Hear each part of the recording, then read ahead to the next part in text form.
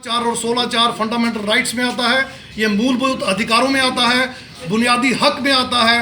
इन अधिकारों का हनन कॉन्स्टिट्यूशन का हनन है, संविधान का हनन है। और इसमें जो लैंग्वेज यूज की गई है, socially and educationally backward classes के लिए रिप्रेजेंटेशन का प्रावधान है, यानी सामाजिक तौर पर पिछड़े लोग और शैक्षणिक तौर पर जो पिछड़े लोग हैं उनके लिए आरक्षण का प्रावधान है, रिप्रेजेंटेशन का प्रावधान है। और लिखा गया है till they are adequately represented, जब तक उनका पर्याप्त प्रतिनिधित्व नहीं हो जाता तब तक उनको ये आरक्षण मिलना चाहिए।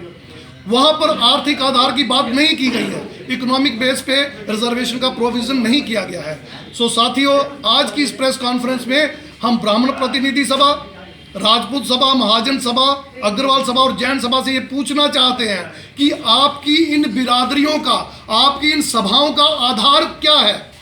क्या वो इकोनॉमिकल आधार है? बिल्कुल नहीं, जातीय आधार है। कोई भी व्यक्ति ब्राह्मण प्रतिनिधि सभा का मेंबर इसलिए बन सकता है अगर वो ब्राह्मण के घर में जन्म लेता है, तो चाहे वो पूरी दुनिया की जानकारी रखता हो, सबसे नॉलेजेबल क्यों ना हो, डॉक्टर अंबेडकर जितना काबिल क्यों ना हो, वो ब्राह्मण नहीं हो सकता। इसी तरह चाहे कोई कितना भी शूरवीर क्यों ना हो, 10 मुल्कों के साथ लड़ने की ताकत रखने वाला शख्स भी राजपूत सभा का मेंबर नहीं बन सकता। इसी तरह से अरबों खरबों रुपयों का मालिक भी अग्रवाल या महाजन नहीं हो सकता। जैन धर्म की सारी बातें मानने वाला भी जैन नहीं हो सकता।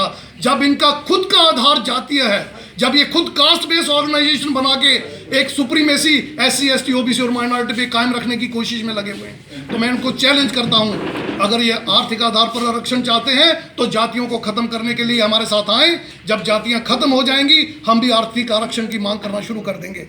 मगर ये इसलिए खत्म